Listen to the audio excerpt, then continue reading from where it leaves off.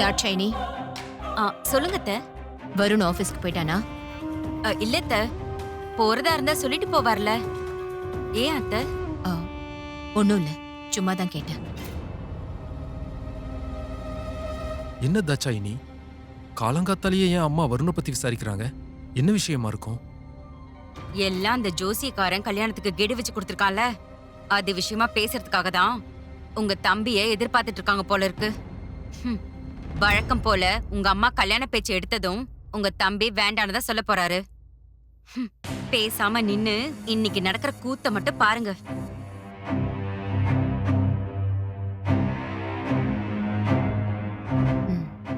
வருண், நான் ஆபீஸ் போயிட்டு வரேன். ஒரு நிமிஷம், உன்கிட்ட நான் கொஞ்சம் பேசணும். அம்மா, எனக்கு ஆபீஸ்க்கு லேட் ஆயிடுச்சுமா. எதுவா இருந்தாலும் அப்புறம் பேசிக்கலாம். ஒரு நிமிஷம். உன்கிட்ட மனசு விட்டு பேசி 2 வருஷம் ஆகுது. உனக்கு நிச்சயம் பண்ண கல்யாணம் நின்னதுல இருந்து நீ நீயாவே இல்ல. எவ்வளவு ஒருத்தி உன்னை தூக்கி போட்டதுக்கு ஏன் மேல ஏண்டா அந்த கோபத்தை காமிக்கிற? ஒருவேளை என்னாலதான் அந்த கல்யாணம் தடைப்பட்டு நினைச்சுன்னு நீ நினைக்கிறியா? சத்தியமா சொல்றேன், அந்த பொண்ணு உன்னை வேண்டான்னு சொன்னதுக்கும் எனக்கும் எந்த சம்பந்தமும் இல்ல. நீ கண்டதை நினைச்சுக்கிட்டு என்கிட்ட பேசாம இருக்கிறது எனக்கு எவ்வளவு கஷ்டமா இருக்குன்னு தெரியுமா? நான் உங்ககிட்ட ஒன்னும் பேசக்கூடாதுன்னு நினைக்கலம்மா. நீங்க என்ன பேசினாலும் சுத்தி சுத்தி கல்யாண விஷயத்துல வந்து நிக்கிறீங்கம்மா. நான் அத அவாய்ட் பண்றதுக்கு தாமா உங்ககிட்ட பேசுறதே இல்ல. மத்தபடி உங்ககிட்ட கோவம்லாம் இல்லம்மா. நீங்க கல்யாண விஷயத்தை தவிர வேற எதை வேணாலும் பேசுங்க, நான் மணிக்கணக்கா உட்கார்ந்து பேசுறேம்மா. உன் கல்யாண விஷயத்தை தவிர உன்கிட்ட பேச வேற என்னடா முக்கியமான விஷயம் இருக்கு? மணவர வரைக்கும் போன உன் கல்யாணம் நின்னு போச்சு. அதுக்காக கல்யாண பேச்சை எடுக்க கூடாதுன்னு சொன்ன என்னடா அர்த்தம்? இது எவ்வளவு பெரிய முட்டாள்தனம்! கண்ணை மூடி கண்ணை திறக்கிறதுக்குள்ள 2 வருஷம் ஓடி போச்சு. இன்னும் எத்தனை நாளைக்கு தான் வரும் நீ இப்படியே இருக்க முடியும்? 2 வருஷமா இப்படி இருந்தவனுக்கு ஆயுஸ் முழுக்க இருக்க தெரியாதா என்ன? புரியாம பேசாத வருண். உனக்கு ஒரு நல்ல இடத்துல ஒரு பொண்ணு பாத்திருக்கேன்னு சொன்னா நீ கேட்க மாட்டேங்கிற. நீ வேற எந்த ஒரு பொண்ணு ஏறெடுத்தும் பார்க்க மாட்டேங்கிற. நான் சொல்றத கேளு. வசதி கூடவோ குறைச்சலோ எனக்கு அதை பத்தி கவலையே கிடையாது. உனக்கு யாரையாவது பிடிச்சிருந்தா சொல்லு. எப்பாறு பட்டாவது நான் அந்த பொண்ணை உனக்கு கல்யாணம் பண்ணி வைக்கிறேன். மா, ப்ளீஸ்மா, எனக்கு யாரையுமே பிடிக்கல. இப்படி கல்யாணம்லாம் பண்ணிக்கவே இன்ட்ரெஸ்ட் இல்லம்மா. தயவு செஞ்சு இந்த விஷயத்தை திரும்ப பேசாதீங்க. நில்லுடா. அப்போ இதுதான் உன் முடிவா? சரிடா, அப்போ என்னோட முடிவும் என்னங்கறதையும் நீ கேட்டுட்டு போ.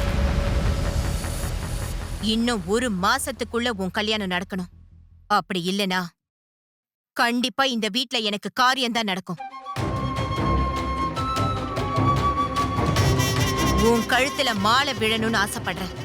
அந்த மாலையை கொண்டு வந்து என் போட்டோக்கு போட்டுட்டு போ.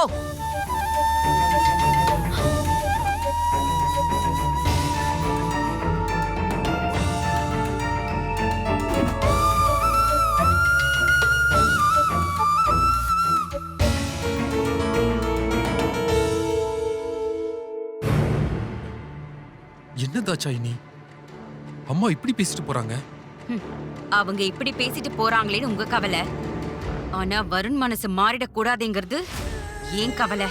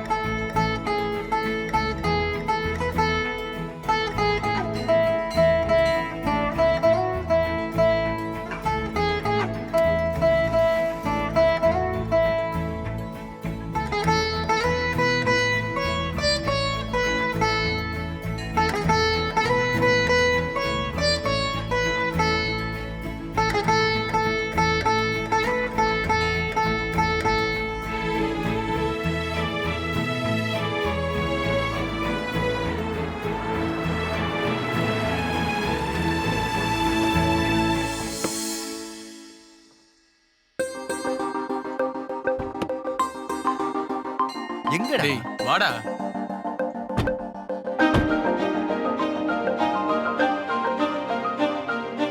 எங்கடா? டேய் இன்னைக்கு என் பிறந்த நாளா இருக்கிறதுனால கோவிலுக்கு போய் சாமி கிட்ட ஆசீர்வாதம் வாங்கிட்டு வந்துடலாம்டா. டேய் பர்த்டேன்னா பார்ட்டி பப்புன்னு போற ஆளு நீ. ஏண்டா நீ கோயிலுக்கு போற அளவுக்குலாம் அவ்வளவு நல்லவன் இல்லையேடா.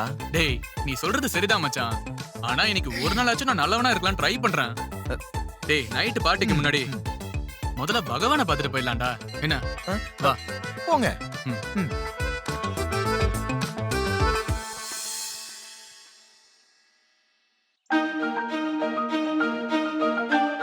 இந்த பொண்ணு பார்த்தா நம்ம கூட படிச்ச ஆனந்தி மாதிரியே இருக்க. ஆனந்தி, ஹே கௌதம், நீ எங்கடா இங்க? இது நான் கேட்க வேண்டிய கேள்வி. ஆமா, உங்க ஊர் கோயம்புத்தூரை விட்டுட்டு எங்க சென்னையில வந்து என்ன பண்ற? கோயம்புத்தூர்ல இருந்து வந்து ரொம்ப வருஷம் ஆகுதுடா. இப்போ ஃபேமிலி எல்லாரும் இங்க தான் இருக்கோம். ஆமா, நீ எப்படி இருக்க? எனக்கு என்ன, லைஃப் பூரா ஃபன் பண்ணிக்கிட்டு ஜாலியா இருக்க. நீ இன்னும் காலேஜ்ல இருந்த மாதிரியே இருக்க. கொஞ்சம் கூட மாறவே இல்ல. நீ மட்டும் என்ன, காலேஜ்ல ஃபைனல் இயர்ல பார்த்த மாதிரி அப்படியே தான் இருக்க. அப்புறம் அப்பா எப்படி இருக்காரு? பிசினஸ் எல்லாம் நல்லபடியா போயிட்டு இருக்கா? இந்நேரம் உங்களோட கம்பெனிக்கு நீ எம்டி ஆயிருக்கணுமே. என்னாச்சு? நான் கேக்குற எதுக்குமே பதில் பேச மாட்டேங்கிற. ஏதாவது தப்பா கேட்டனா? ம்ஹும். இல்ல, இல்லனா என் அப்பா இப்போ உயிரோட இல்ல. என்ன சொல்ற ஆனந்தி? 2 வருஷத்துக்கு முன்னாடி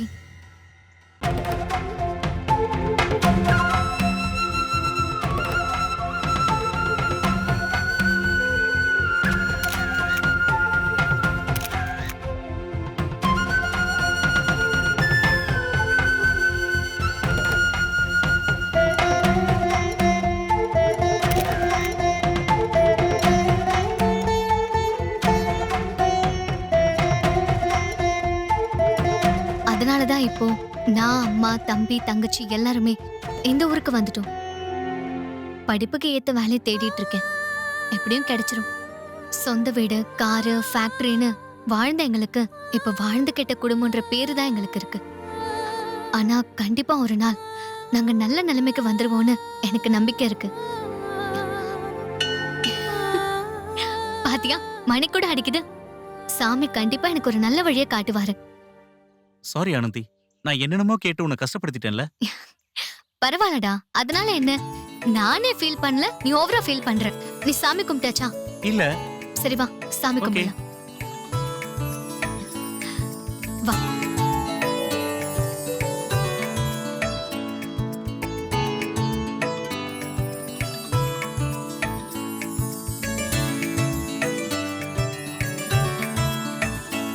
ம். இந்தாம்மா. வாங்கம்மா. அர்ச்சனை யார் பேருக்கு? சாமி பேருக்கே சரிங்கம்மா. பண்ணிடுங்க. சாமி ஒரு நிமிஷம். மாலை கட்ட சொல்லியிருந்தேன், வாங்கிட்டு வந்துடுறேன். ஆனந்தி இரு, ம். நான் வாங்கிட்டு வந்துடுறேன்.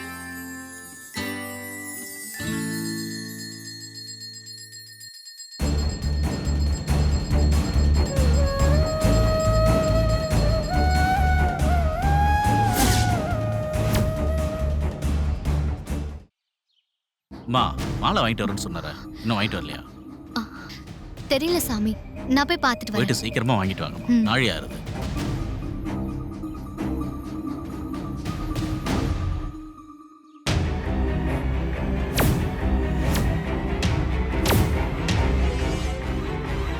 ஆனந்தி, நீ என்னதான் நினைச்சிட்டு இருக்க உன் மனசுல?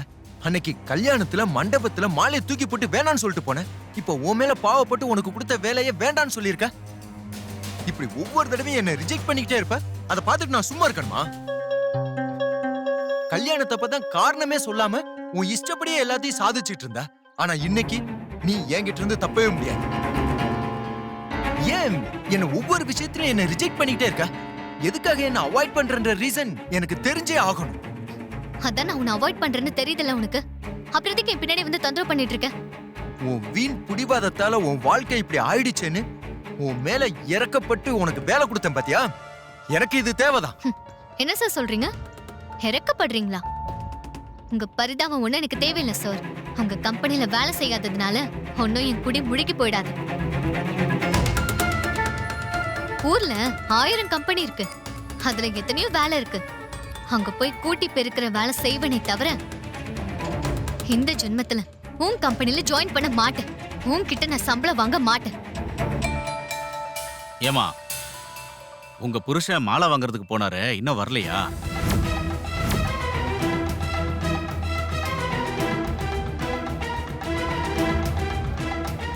வந்துட்டாரு.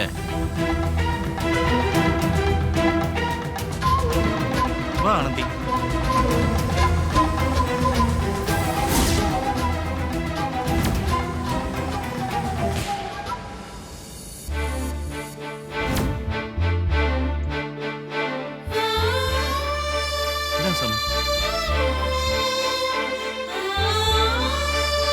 டேய் மச்சான், அவளுக்கு கல்யாணம் ஆயிடுச்சுடா.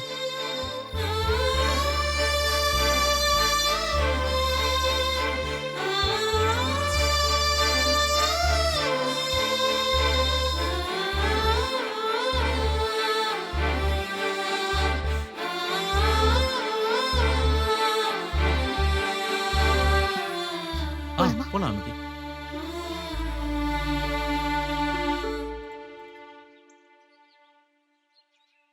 உங்க வீடு எங்க ஆனந்தி? கிண்டி. அப்படியா? நானும் அந்த வழியா தான் போறேன். வாயை டிராப் பண்ணிடுறேன். ஐயோ, உனக்கு எதுக்கு வீண் நான் போய்க்கிறேன். நான் வேலை விஷயமா அந்த பக்கம் தான் போறேன். உன்னை வீட்டு வாசல்ல டிராப் பண்ண முடியலனாலும் நியர்பை எங்கேயாவது விட்டுட்டு போறேன். வா போலாம்.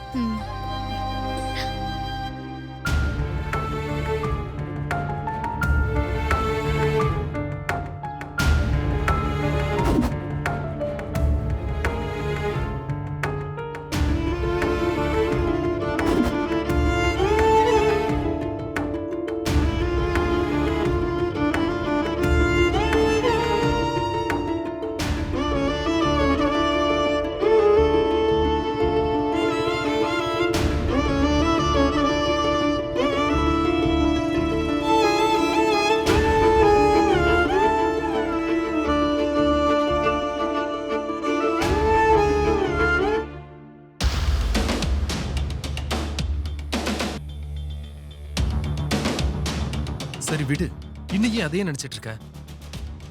அம்மா என்ன இன்னைக்கு நேத்தா வருண் கல்யாணத்தை பத்தி பேசுறாங்க? என்னைக்கு ஆனந்திக்கும் வருணுக்குமான கல்யாணம் நின்னுச்சோ அன்னையில இருந்து அவங்களோட ஒரே குறிக்கோள் வருணுக்கும் சீக்கிரமா கல்யாணம் பண்ணி வைக்கணுங்கிறது தான். பெத்தவங்களுக்கு பிள்ளைங்க கிட்ட இருக்கிற ஒரே பொறுப்பே கால காலத்துல அவங்களுக்குன்னு ஒரு நல்ல வாழ்க்கையை அமைச்சு கொடுக்கணுங்கிறது தானே. தனக்கு அப்புறம் இந்த வீட்டை பாத்துக்கிறதுக்கு ரெண்டாவதா ஒரு மருமக வரணுங்கிறது அவங்களோட விருப்பமா இருக்குது. அதுல ஒண்ணும் தப்பில்லையே. அவங்க என்னமோ புதுசா ஒரு பூதத்தை கிளப்பின மாதிரி இவ்வளவு டென்ஷன் ஆகுற? வருண் கல்யாணத்தை பத்தி அவங்க கிட்ட பேசுறது அறுத பழசான ஒரு விஷயம் தானே. என்னங்க உங்களுக்கு புரியல? அத்தை இத்தனை நாள் பேசுனது வேற, இன்னைக்கு பேசுனது வேற. இவ்ளோ நாள் என்னைக்கு கல்யாணம் பண்ணிக்க போறேன்னு வருண் கிட்ட அபிப்பிராயம் தான் கேட்டுக்கிட்டு இருந்தாங்க. ஆனா இன்னைக்கு அதுக்கு ஒரு கெடு வச்சு ரொம்ப எமோஷனலா அவனை பிளாக்மெயில் பண்ற மாதிரி பேசிருக்காங்க. அவங்க என்னென்ன பேசினத நீங்க அவங்க பக்கத்துல இருந்து கேட்டுட்டு தானே இருந்தீங்க. ஏற்கனவே ஆனந்தியோட கல்யாணத்தை நிறுத்தறதுக்குள்ள போதும் போதும் ஆயிடுச்சு. இப்ப என்னடானா உங்க அம்மா வருணுக்கு கல்யாணம் பண்றதுக்கு இன்னொரு புது பிளான் பண்றாங்க. கண்டிப்பா இதை நான் நடக்க விட மாட்டேன். தாட்சாயினி, என்னதான் அம்மா அழுது வடிஞ்சு பேசினாலும் அதுக்கெல்லாம் வளைஞ்சு கொடுக்கற ஆளா நம்ம வருணு. அவன் இன்னும் அந்த ஆனந்தியோட நினைப்ப விட்டே வெளியே வரல. அவன் ஏன் வருணை கட்டிக்க மாட்டேன்னு சொன்னானே தெரியாம நாமளே இந்த அளவுக்கு குழம்பி போயிருக்கோம். அவளை மனசார காதலிச்சு அவளை கல்யாணம் பண்ணிக்கணும்னு இருந்த வருணால எப்படி எல்லாத்தையும் அவ்வளவு சீக்கிரம் கடந்து வர முடியும்? நீயே சொல்லு. அவ மனசுல அந்த ஆனந்தியோட நினைப்பு இருக்கிற வரைக்கும் அவ இன்னொரு பொண்ண கனவுல கூட நினைக்க மாட்டான். அப்புறம் எங்க இருந்து கல்யாணம் பண்ணுவான்? இதெல்லாம் போய் ஒரு பிரச்சனைன்னு ஃபீல் பண்ணிட்டு இருக்கியே, விட்டு தள்ளு தாட்சாயினி. விட்டு தள்ளவா? உங்களை மாதிரி என்னால இதை சாதாரணமா எடுத்துக்க முடியாதுங்க. உங்களுக்கு தான் சம்பாதிக்கிறதுக்கும் துப்பு இல்ல, கௌரவமா வாழ்றதுக்கும் வக்கு இல்ல. ஏதோ பிறந்துட்டுமேனு கடமைக்காக நீங்க வாழ்ற வாழ்க்கைய என்னால வாழ முடியாது. உங்க தம்பி நல்லா சம்பாதிக்கிறாரு. உங்க அம்மாவோட நிர்வாகத்தை திறமையா இருந்து நிர்வாகம் பண்றாரு. அதனால தான் இங்க நம்ம வண்டி ஓடிக்கிட்டு இருக்கு. அவரு சம்பாதிக்கிற காசுல தான் காரு பங்களான்னு நாம பந்தாவா வாழ்ந்துகிட்டு இருக்கோம். வருணுக்கு மட்டும் கல்யாணம் ஆகி பொண்டாட்டின்னு ஒருத்தி வீட்டுக்கு வந்துட்டான்னு வைங்களேன், நமக்கு வர வருமானத்தை எல்லாம் அவ லாக் பண்ணிடுவா. வர்றவ வருண மட்டும் இல்ல, குடும்பத்தோட மொத்த அதிகாரத்தையும் அவ கைக்குள்ள போட்டுக்கிட்டு நம்ம 2 பேருக்கும் விபூதிய பட்டியா அடிச்சிட்டானா, அதுக்கப்புறம் போடுற சோத்தை தின்னுக்கிட்டு கிடைக்கிற இடத்துல தூங்கிக்கிட்டு இந்த வீட்ல வேலைக்காரங்களை விட மோசமான வாழ்க்கைய வாழ வேண்டியது இருக்கும். பாத்துக்கோங்க. ஆமால, இந்த ஆங்கிள் நான் இதை யோசிச்சு பார்க்கவே இல்ல. எதையுமே உருப்படியா யோசிக்க தெரியாம தானே இன்னும் பொழைக்க தெரியாத மனுஷனாவே இருக்கீங்க. ஒன்ன தெளிவா சொல்ற கேட்டுக்கோங்க. இந்த தெய்வநாயகி குடும்பத்துல ஒரே ஒரு மருமகளா காலம் பூரா நான் மட்டும்தான் இருக்கணும். உங்க அம்மாவுக்கு நெருக்கமானவளா, அவங்களுக்கு நம்பிக்கையானவளா நான் ஒருத்தி தான் இங்க இருக்கணும். அவங்களுக்கு அப்புறம் இந்த வீட்டை கட்டி ஆள்ற மகாராணியா என் கை மட்டும்தான் இங்க ஓங்கணும். இந்த இடத்துக்கு போட்டியா எனக்கு சரிசமமா வேற யாருமே வந்துட கூடாது.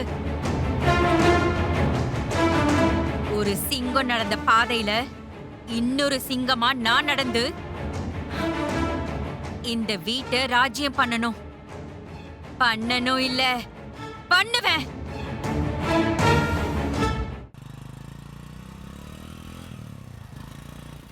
இங்கே நிறுத்திக்கோ. ரொம்ப தேங்க்ஸ் கௌதம். ஓகே, பரவாயில்ல ஆனந்தி. உன்னை வீட்டுக்கு கூப்பிடலான்னு பார்த்தா நீ ஏதோ வேலையா போயிட்டு இருக்கேன்னு சொல்றேன். அப்படியே ஆனந்தி, இன்னைக்கு இல்லைன்னா என்ன, இன்னொரு நாளைக்கு கண்டிப்பா வரேன். அப்புறம் 1 செகண்ட், இது என் அப்பாவோட கம்பெனி அட்ரஸ். அவர் இங்க ஒரு பெரிய இம்போர்ட் எக்ஸ்போர்ட் கம்பெனி வச்சிருக்காரு. நீ தான் ஏதோ வேலை தேடிட்டு இருக்கேன்னு சொன்னல, சோ நம்ம கம்பெனில வேணா போய் ட்ரை பண்ணி பாரு. நான் வேணா அப்பா கிட்ட ரெஃபர் பண்றேன். முடிஞ்சா நான் அப்பா கிட்ட ரெஃபர் பண்றேன். உன்னோட டேலண்ட்டுக்கு கண்டிப்பா அவர் வேலை கொடுப்பாரு. எந்த ஃபார்மாலிட்டிஸும் இல்லாம உனக்கு வேலை கன்ஃபார்ம். முடிஞ்ச வரைக்கும் சீக்கிரமா அப்பாவை போய் மீட் பண்ணு. Everything will be all right. Okay? ரொம்ப தேங்க்ஸ் கௌதம். உன் மூலமா எனக்கு ஹெல்ப் கிடைக்கும் நான் எதிர்பார்க்கவே இல்லை. என்ன நீ ஹெல்ப் அது இதுன்னு பெரிய வார்த்தைலாம் பேசிட்டு இருக்க? உனக்காக இது கூட செய்ய மாட்டேனா? சீக்கிரமா போய் இந்த வேலையை வாங்கிட்டு எனக்கு கால் பண்ணு. ஓகே? கண்டிப்பா. பாய்.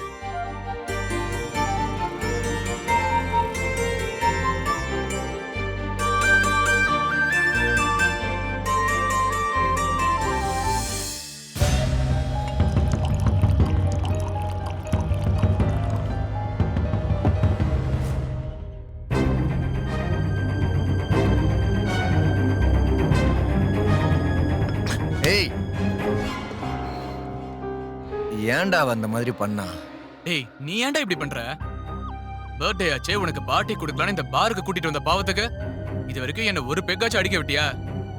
என் கை கால்லாம் நடுங்குது மச்சான். வெளியே இருக்கிற இந்த சரக்கு உள்ள போனாதான் கொஞ்சம் ரிலாக்ஸ் ஆகும். அநியாயமா என்ன சரக்கு அடிக்க விடாமலே பண்ணிட்டு இருக்க நீ. டேய், நான் ஒருத்தன் இங்க வாழ்க்கையே போச்சுன்னு உட்கார்ந்துகிட்டு இருக்கேன். உனக்கு சரக்கு அடிக்க முடியலன்னு கவலையா இருக்குல்ல? டேய், உன் ஃபீலிங் எனக்கு புரியுதுடா. ஆனா இதையெல்லாம் உன்னைய வேண்டான்னு சொல்லிட்டு மணமேடையை விட்டு எதிர்த்து போனா பாரு, அவகிட்ட போய் கேட்கணும்டா. கல்யாண மண்டபத்துல எங்கேயோ ஓரமா நின்னு வேடிக்கை பார்த்த என்கிட்ட கேட்டு என்னடா பிரயோஜனம்? இல்ல மச்சான், எனக்கு அவள ரொம்ப பிடிக்கும்டா. கல்யாணத்துக்கு முதல் நாள் கூட அவ என்ன சொன்னா தெரியுமா? என்னடா சொன்னா? உங்களை எனக்கு ரொம்ப பிடிக்கும்னு சொன்னாடா. என்ன லவ் பண்றேன்னு சொன்னாடா. நான் தான் அவ லைஃப்னே சொன்னாடா. சரிடா, ஆனா தாலி கட்டுற நேரத்துல நீதான் வேண்டவே வேண்டான்னு சொல்லிட்டு போயிட்டாளே. நல்லா கேட்டுக்கோ மச்சான், நீ மட்டும் இல்ல, உன்னோட சேர்த்து உன் மொத்த குடும்பமும் ஏன் அந்த பொண்ணு கல்யாணம் வேண்டான்னு சொல்லி புலம்பிட்டு இருக்காங்க. ஆனா அவ ஏன் அன்னைக்கு அப்படி சொன்னாங்கிறதுக்கு இன்னைக்கு தாண்டா எனக்கு காரணம் புரியுது. என்னடா? டேய், அதுதான் நீயே உன் கண்ணால பார்த்தல. கோயில இருந்து எப்படி ஜோடியா பைக்ல போனா, அவனை கல்யாணம் பண்ணிக்கிறதுக்காக தான் உன்னைய வேண்டான்னு சொல்லியிருக்கா. டேய், அவளுக்கு வேற யாராவது பிடிச்சிருந்தா நான் அவளை பொண்ணு பார்க்க போற அன்னைக்கு சொல்லி இருப்பாளேடா. அன்னைக்கு இந்த விஷயத்த சொல்லியிருந்தா நீ உடனே அந்த பொண்ணை வேண்டான்னு சொல்லியிருப்ப. அவங்க அப்பாவும் அவளை வேற மாப்பிளைக்கு கட்டி வச்சிருப்பாங்க. அப்புறம் அவளோட தெய்வீக காதல் என்ன ஆகுறது? அவ லவ் பண்ண பையனோட சேர்றதுக்கு ஒரு டைம் ஸ்பேஸ் தேவைப்பட்டிருக்கு. அது நிரப்புறதுக்கு அவ ஒன்ன யூஸ் பண்ணிருக்கா. அவ்வளவுதான். மத்தபடி என்னடா, உன்ன மாதிரி ஒருத்தனை தான் என் வாழ்க்கையில எதிர்பார்த்தேன்னு சொல்றது வழக்கம் போல எல்லா பொண்ணுங்களும் சொல்ற யூஸ்வலான டிராமா தான். சுருக்கமா சொல்லணும்னா அவளுக்கு பிடிச்ச வாழ்க்கையை செட் பண்றதுக்கு உன் வாழ்க்கைய வேஸ்ட் பண்ணிட்டா. அவ்வளவுதான். டேய், நீ பார்த்தல காதலிச்சவன் கூட 2 வீலர்ல சந்தோஷமா போயிட்டு இருக்கா. நீ இங்க சரக்கு அடிச்சிட்டு சோகங்க இதை பாடிட்டு இருக்க. டேய், இந்த பொண்ணுங்களே இப்படிதான் மச்சான்.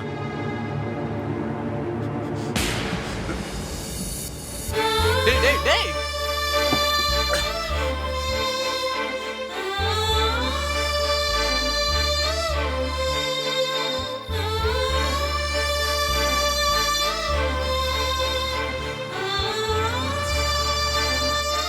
ஊர்ல 1000 கம்பெனி இருக்கு. அதுல எத்தனையோ வேலை இருக்கு. அங்க போய் கூட்டி பெருக்கிற வேலை செய்வனே தவிர இந்த ஜென்மத்துல உன் கம்பெனில ஜாயின் பண்ண மாட்டேன். உன்கிட்ட நான் சம்பளம் வாங்க மாட்டேன். ஏமா உங்க புருஷன் மாலை வாங்குறதுக்கு போனாரு, இன்னும் வரலையா?